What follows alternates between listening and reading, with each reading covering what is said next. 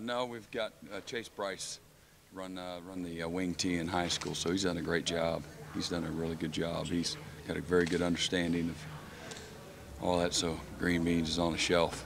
So is Jimmy Green Beans not athletic enough to do what you need to do? Yeah, that's probably right. You're clearly not pleased with the defense's effort at Syracuse. Oh, I thought we flushed that. Did you get the response that you wanted to see at practice from them? Yeah, it's been good. We've had a good, week of practice since we played last. So working on things we didn't do well in that game.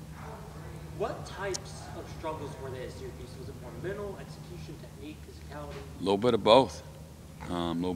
We let a seam route go for explosive play there in the third series for a 66-yard touchdown, and a couple other small things. They were hot and took advantage of us, took advantage of the mistakes we made, and we didn't do a good job out from the get-go though. Just fitting the run, basic plays that we worked all week. Didn't have the kind of discipline or the physical toughness that it takes to go on the road and win, play good defense. So that was really from the onset. So. Against Georgia Tech again this season. What's different about this year's Georgia Tech version of the Paul Johnson offense versus the first 3 years you've been here facing?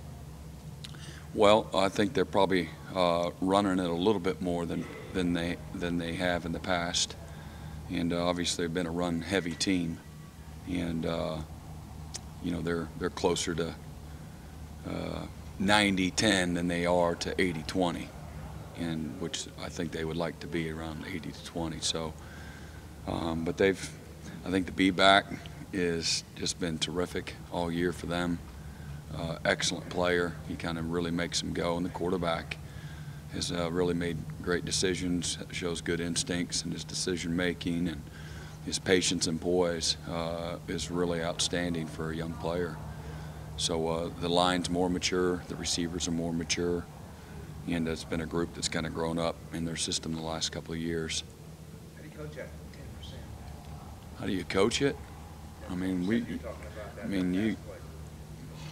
every down's run for these guys, and it's got to be your mindset, and then you got to do a good job on their play action passes. You get a lot of one-on-one shots, but it's no different than if it was 80-20. Really, to be honest with you, and we got to do a good job of playing disciplined and playing physically tough, and being very sound in what we're doing with all the variety of runs and types of options that you're going to get. And then again, where they're trying to sneak guys past you or throw the ball over the top. It's a lot of stress, for everybody. How much does Paul Johnson change things within the framework of that offense year to year or even within a game? Oh, probably a little bit, within the game, and a little bit, from year to year. Their philosophy certainly hasn't changed, but I think he's very smart in trying to manipulate, the defense and create leverage and angles that are, advantageous for them, and then they do a really good job of getting their guys to play, competitively really hard, and they're very patient with what they do as well, but. If they sense a weakness, whether it's an alignment structurally or certainly a player, they're going to attack you until you bleed to death. And you got to have a lot of respect. Just they're going on some long play sheet, and you got to get to all my plays, even though that one went for 40. Too many coordinators, I think, got to get to all their calls, and they forget to come back to the good ones, because they got to get to all the other ones. And trust me, they've got a ton of variety, and they've got answers. It's not like they're running 3 plays, but they do a great job of tasting blood and going after it. Georgia Tech's average rushing yards against the offense since you got to Clemson and going down since you got here. How much of that is personnel, and how much of that is just you being comfortable coaching against the I don't know. I wasn't aware, of that. You just really kind of go from one year to the next, and every year's different. And their players are different, and our players are different. And I think that has a big part of it too. You know, some years we've had the advantage, you know, at certain positions from a matchup standpoint, and that always makes a big difference too. It's not always your schemes.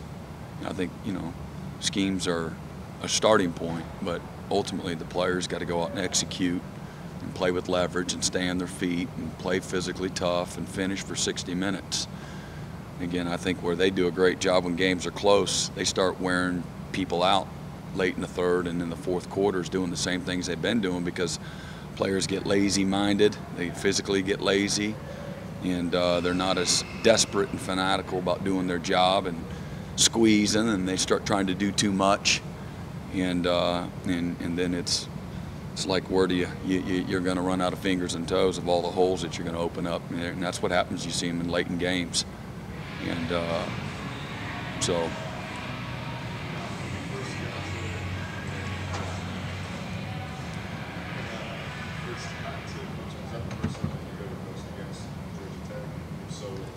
Georgia Tech, I'd seen the triple option from a few different people, but it's really good, you know.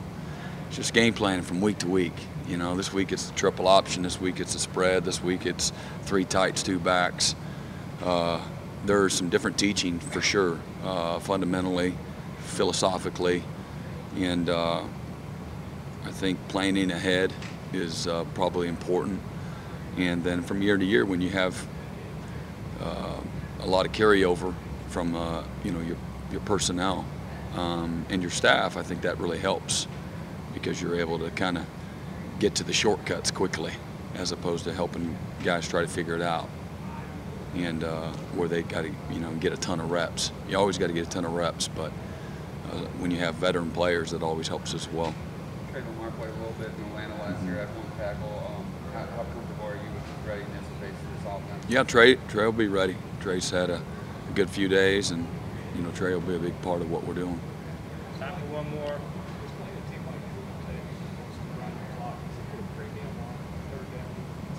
I think that's really important. I think they're at their best when they get to 3rd and 1, and we're at our best when it's 3rd and 20. So it's really important. 3rd downs are incredibly important. If they're able to stay on the field and possess the football, you know, it's the same thing. They're going to make you bleed to death, and it doesn't allow your offense to get in rhythm, and we're in rhythm as a team. And I think, you know, getting stops against these guys, you know, possessions are already going to be limited, so I think getting stops against Georgia Tech is almost, to a certain degree, like getting a turnover. And so that's kind of how we look at it. But 3rd downs are a huge part of that, huge. Thank you, Coach.